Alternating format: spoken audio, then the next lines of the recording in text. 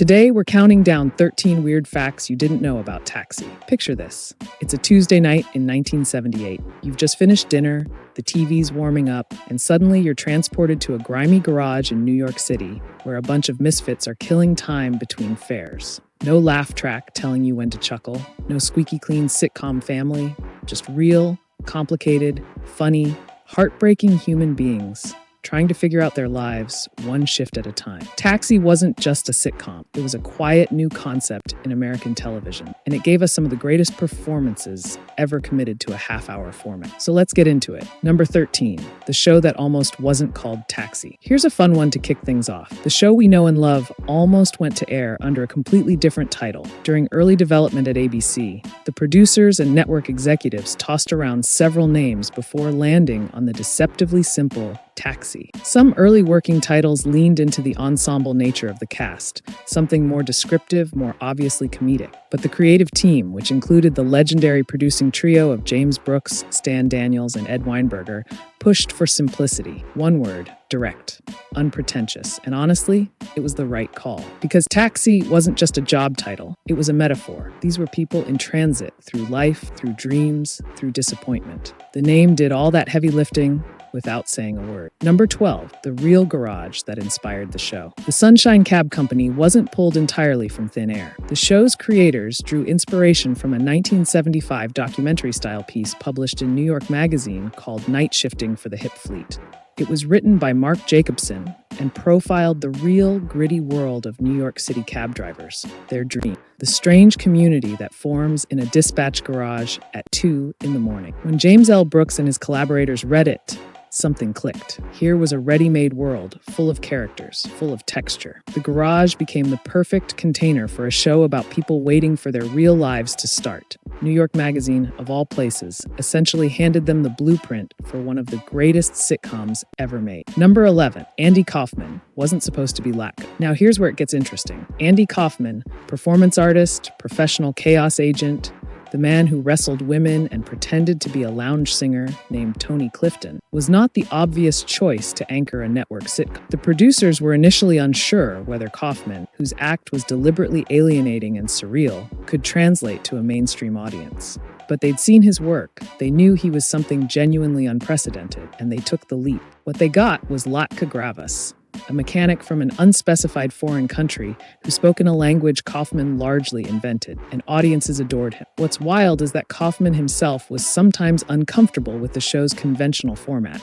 He showed up, he delivered, but he was always slightly elsewhere, even when he was right there on the set. Number 10, the character who was never meant to be funny, Jim Ignatowski, the zonked-out, philosophically confused former hippie played by Christopher Lloyd, was originally written as a one-episode guest character. He showed up in season 1 as a minister officiating a wedding, clearly a man whose brain had been thoroughly rearranged by the 1960s, and he was supposed to disappear after that. But something happened. The audience response was so strong, the character so weirdly compelling, that the writers brought him back, developed his backstory, and eventually made him a full cast member in season 2.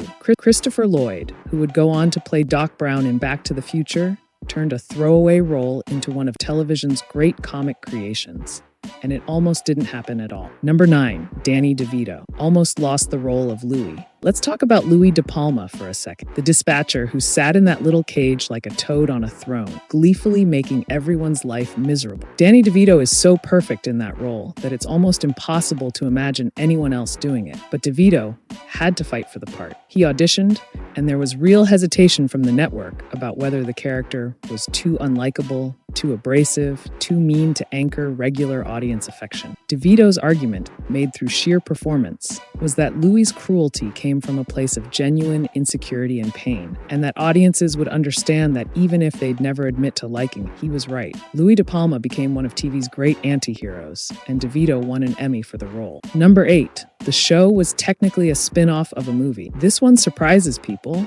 Taxi shares significant creative DNA with the 1977 film Saturday Night Fever, not in tone or subject matter, but in its core producing team. James L. Brooks and the MTM Enterprises sensibility that shaped the show came out of a particular moment in American television that was itself being reshaped by the film industry's new focus on authenticity and working-class story. More directly, Several key Taxi producers had just come off working on projects that were redefining what a TV show could feel like emotionally. The show was greenlighted partly because ABC was looking to replicate the grounded, character-driven success they were seeing in other genres. And Taxi delivered something that felt more like a small film every week than a traditional sitcom. Number 7, Judd Hirsch was the anchor the network kept underestimating. Judd Hirsch, who played Alex Riger, the one driver who actually wanted to be a cab driver, the moral center of the whole show, was consistently undervalued in the early awards conversation in favor of flashier performances from DeVito and Kaufman. And look,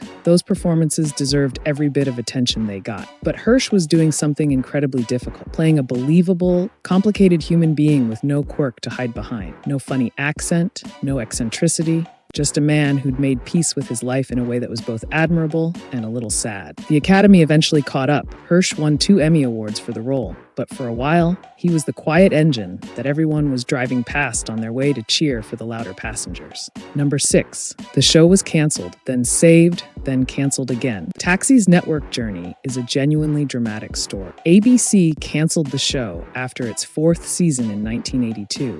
Despite the fact that it was critically beloved and had won the Emmy for Outstanding Comedy Series multiple years running, the network felt the ratings weren't strong enough to justify the cost. NBC stepped in and picked it up, a relatively rare move at the time, and aired a 5th season. But the magic had dimmed slightly, the cast dynamics had shifted, and NBC ultimately canceled it after that single season. It's one of those bittersweet TV stories where the show got a second chance that almost worked.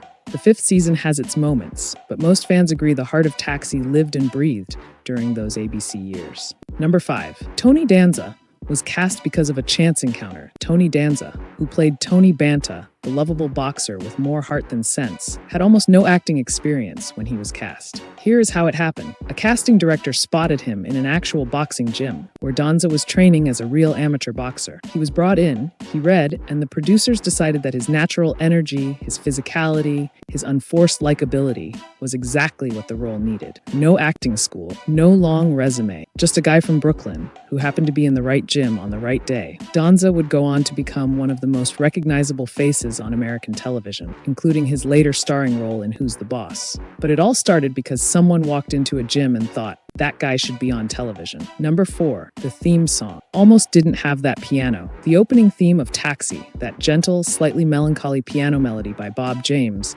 is one of the most recognizable pieces of music in television history. It's called Angela, named after a character concept that was floated and then abandoned during early development. The tone of that piece was very deliberately chosen. The producers didn't want something up-tempo and jokey, the way most sitcom themes of the era were constructed. They wanted something that told you immediately, this show is funny, yes, but it's also about something real. The music does all of that in under a minute. It sounds like late night New York. It sounds like being tired and hopeful at the same time. Bob James composed something that perfectly captured the emotional register of the entire series. Number 3, Andy Kaufman's Tony Clifton caused an actual crisis on set. Andy Kaufman had an alter ego, a lounge singer named Tony Clifton, who was obnoxious, difficult, and the complete opposite of everything polite society expected. Kaufman sometimes insisted that Tony Clifton was a separate person entirely and occasionally brought him onto the Taxi set in character, demanding to be treated as a different performer. At one point, a version of Tony Clifton actually appeared on the show. Portrayed, it was claimed at the time, by Kaufman's collaborator Bob Zmuda, rather than Kaufman himself. The situation created real tension with producers and network executives who weren't entirely sure what they were dealing with. It's one of the most bizarre chapters in sitcom history. A performer so committed to his conceptual art that he blurred the line between guest appearance and workplace disruption. Number 2, the show tackled topics network TV simply didn't touch. In an era when most sitcoms were still operating within fairly comfortable emotional guardrails, Taxi went places that genuinely surprised people. The show dealt with addiction, memorably in a storyline involving Jim Ignatowski's past, with loneliness, with failed marriages, with the particular quiet desperation of people who sense time passing without their dreams materializing. There was an episode where Alex accompanies a passenger through a night of crisis that plays almost like a one-act play. These weren't very special episode moments with soft lighting and a lesson at the end. They were just honest. The writers trusted the audience to sit with discomfort, and the audience trusted them back. That mutual respect between show and viewer is rare, and it's a big part of why Taxi still holds up when you go back to it today. Number 1, Taxi. Launched or accelerated more major careers than almost any sitcom in history. Let's land the plane here, because this is the one that really puts it all in perspective. Think about who came out of that garage. Danny DeVito, films producing a career that spans every genre imaginable. Tony Danza, TV star, cultural fixture. Christopher Lloyd, an Academy Award-adjacent film career and one of the most iconic roles in cinema history with Back to the Future. Andy Kaufman, a legacy so outsized that they made a Jim Carrey film about his life. Marilu Henner, actress, author, wellness advocate, and the famous possessor of a near-perfect autobiographical memory. Jeff Conaway, a fan favorite who came from Greece and carried leading man charisma into an ensemble. And Judd Hirsch, who keeps working, keeps winning, and keeps reminding everyone that quiet integrity is its own kind of star power. One show, one garage. One of the greatest casts ever assembled for a half-hour comedy. And there you have it. 13 reasons why Taxi was never just a show about cab drivers. It was about all of us, trying to get somewhere, not always sure where that was. Drop a comment and tell me which fact hit you the hardest. Take care of yourselves, and we'll see you right back here on the next ride down memory lane.